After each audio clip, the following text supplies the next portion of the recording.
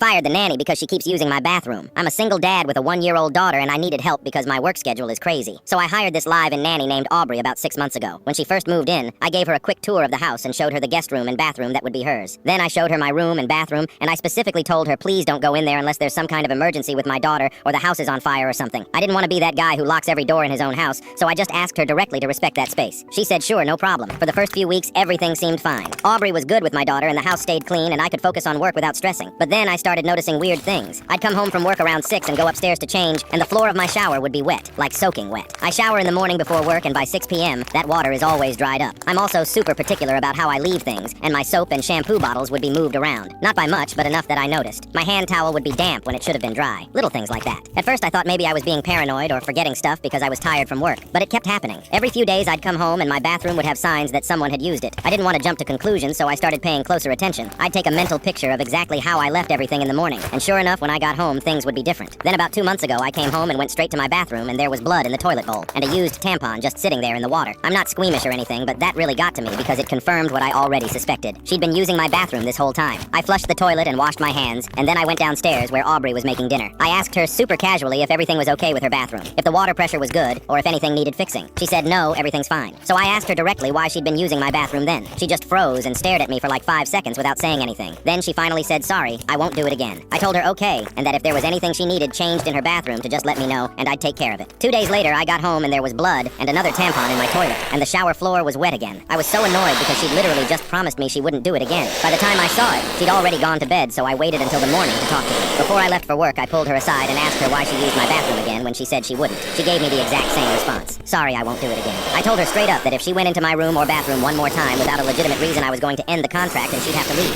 She nodded and said she understood. After that, things seemed